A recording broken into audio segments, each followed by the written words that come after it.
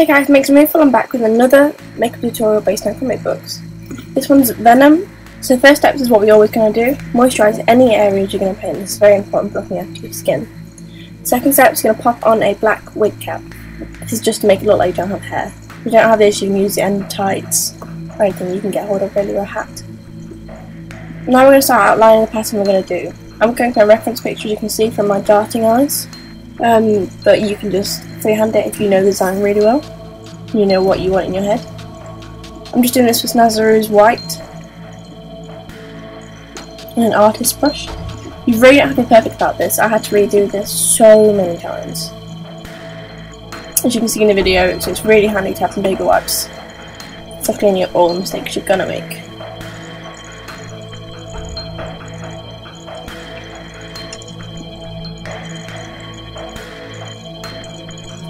It's also handy to have a larger brush on hand to buff in the colour. You don't have that much time to work with water-based colour, so you want to do it quickly. You can see there, it takes the brush strokes away. Instead of having loads of little pencil-y brush strokes in your white, you've got one clean base of colour. But obviously a thin brush does help for doing the details. Sorry, I'm ill, so this voice isn't very good. When you do finally get your eye right, you're ready to move on to the next stage.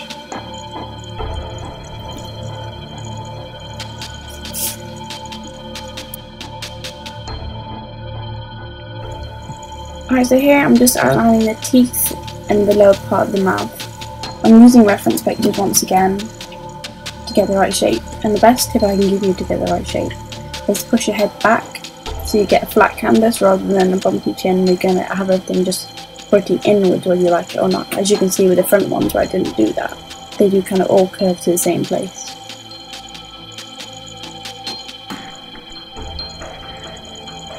Although it might not be flattering, it's honestly the best way you can get straight teeth. Try and do them roughly the same length. The middle ones can be shorter, but apart from that, try and keep it pretty even. Here I'm doing the tongue and the bottom jaw.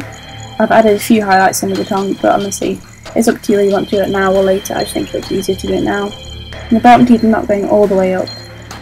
I'm just kind of doing it to the upper sides. As far as the base goes, use a foundation brush to apply kind of like an even blue metallic tone. I'm going to go with some black later because Venom is kind of like a bluey black. Once again, depends how detailed you want to be. If you don't want to be detailed, just do it black. But I wanted to give it some depth and range of colour.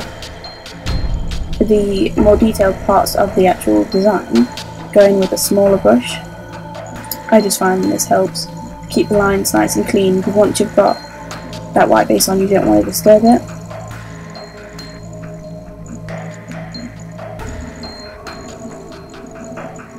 I was being especially careful around the tops of the eyes because that's what I had to redo so many times.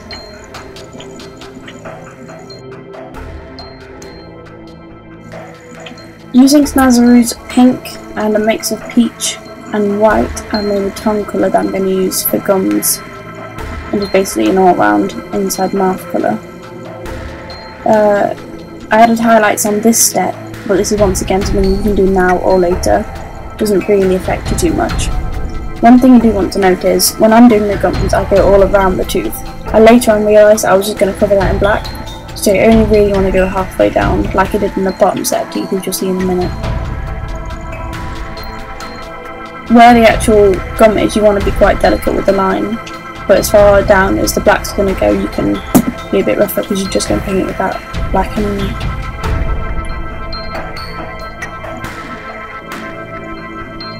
I'm going to go around the outside of the mouth where the outer gum would be.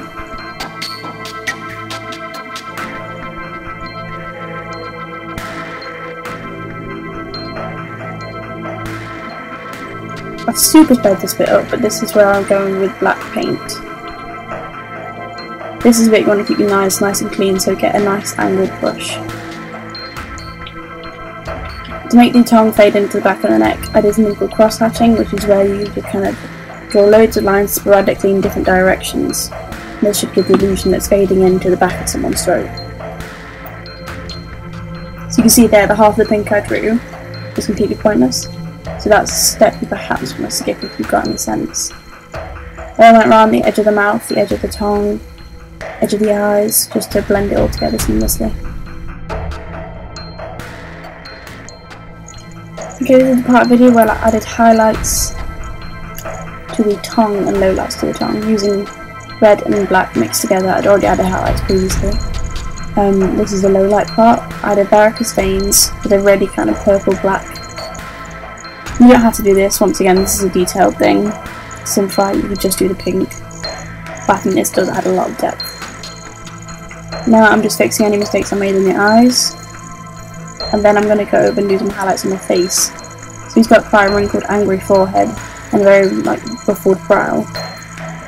So to create the illusion this I've gone over my eye with white lines to make it look like wrinkles. I'm going to deepen these with some black later. For hazing using the florid brow and lines across the lips, I've just kind of drawn loads of really thin lines across the lips because that helps to blend them into the whole face. I'll be going over these black to deepen them. Same across the body, I just kind of sporadically did those. As a cartoon character, it doesn't have to be perfect. Doing highlights on the gums where there would be saliva resting on them with a snarl like that. These are all things you can skip, same with the tongue highlights. I think it's just the details that go into a piece that makes it really stand out.